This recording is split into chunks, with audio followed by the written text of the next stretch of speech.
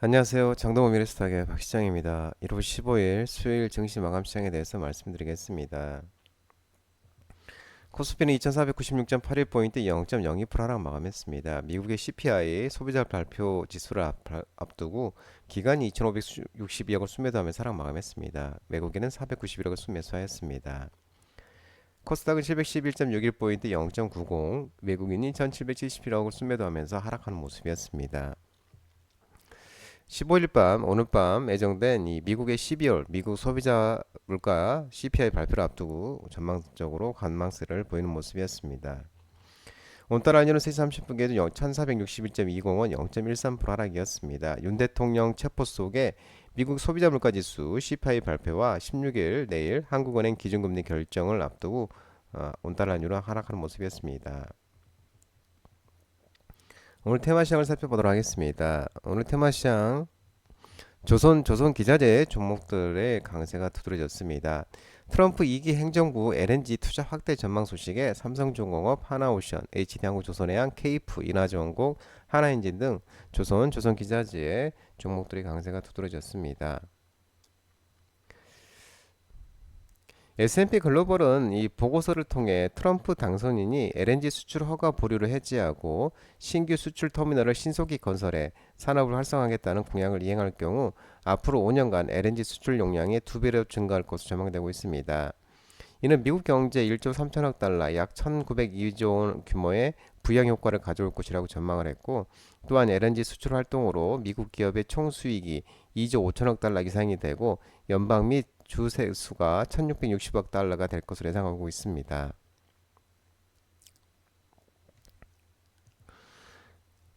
미국 정부가 중국 대형 해운사 블랙리스트 지정에 따른 반사 수혜 기대감에 해운 관련 종목도 상승했습니다. 흥하해운, H&M, STS 그린노지스, 페노션, 대한해운 등 해운 종목들도 상승했습니다. 미 국방부는 지난 6일 중국 인민해방군과의 연관성이 크다고 판단된 기업들을 대상으로 중국 군사기업 리스트를 경신한 가운데 이번 리스트에는 세계 최대 해운사 중 하나인 중국 국영선사 코스코가 COSCO 코스코가 중국 군과의 연계 의혹으로 미국 국방부의 블랙리스트에 올랐습니다. 또한 코스코 모회사뿐만 아니라 자회사인 코스코 해운 북미지사와 코스코 해운 파이낸스도 새로 포함됐습니다. 이에도 국제물류 분야의 중국화운항공 CKK와 중국의 운장항진단 시노트랜스 앤 CSC도 또한 컨테이너 기업인 중국국제해운 컨테이너그룹 CIMC 등도 포함됐습니다. 해당 블랙리스트에 등재된 기업은 즉각적인 제재나 수출 통제를 받지는 않지만 미국 기업과의 거래 제한과 같은 경제적 불이익은 불가피하다고 전해졌습니다.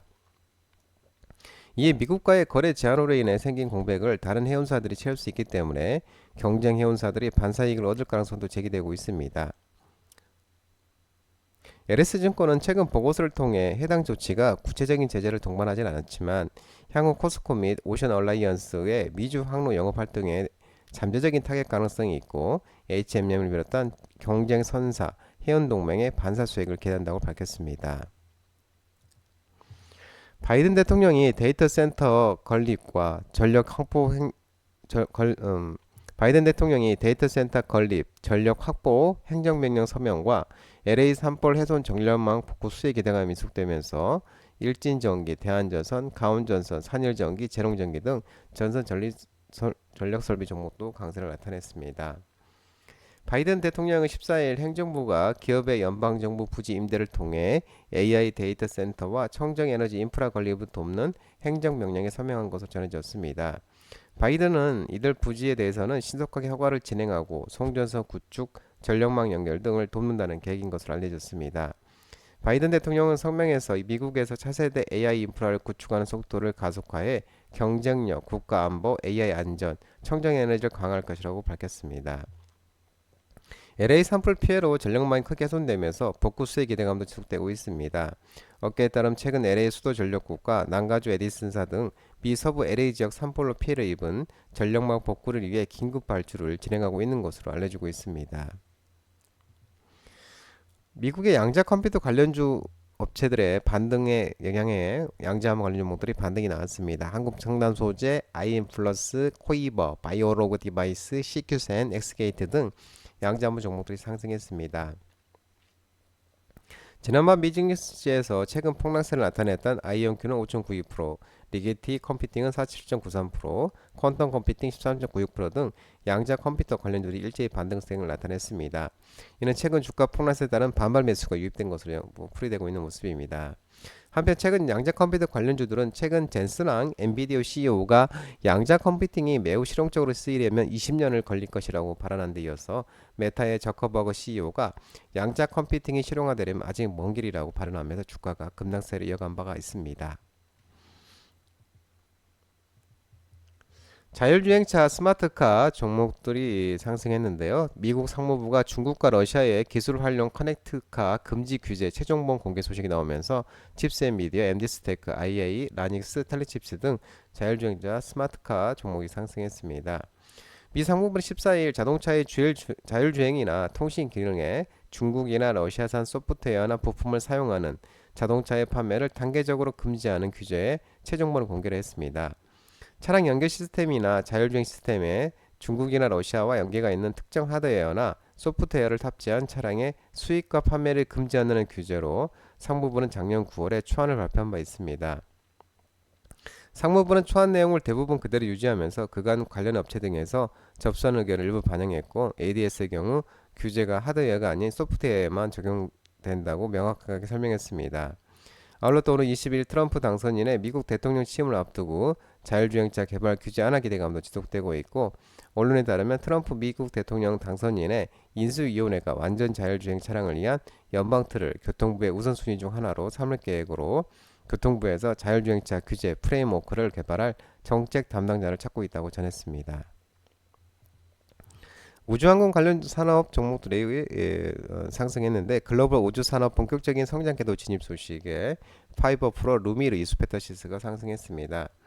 한양증권은 보고서를 통해 작년 트럼프 대통령의 재당선과 함께 글로벌 우주산업이 본격적인 성장 궤도에 올랐다고 언급했습니다. 특히 스페이스X, 로켓랩 등 민간 기업이 주도하는 뉴스페이스 시대가 열리고 발사 비용 절감과 기술 혁신이 가속화되고 있고 국내 시장에서도 하나시스템, 세트레가이, 인텔리안테크, HVM, 루미리 등 관련 기업들이 주목받으면서 새로운 성장 동력을 확보하고 있다고 밝혔습니다. 우주산업은 기술적 진입 장벽이 높아 글로벌 소수기업 중심으로 운영되고 있지만 민간 주도의 산업 생태계가 확산되며 관련 시장이 점차 확대되고 있고 이 같은 성장세는 장기적으로 투자자들에게 우주산업을 주목할 기회를 제공하고 있습니다.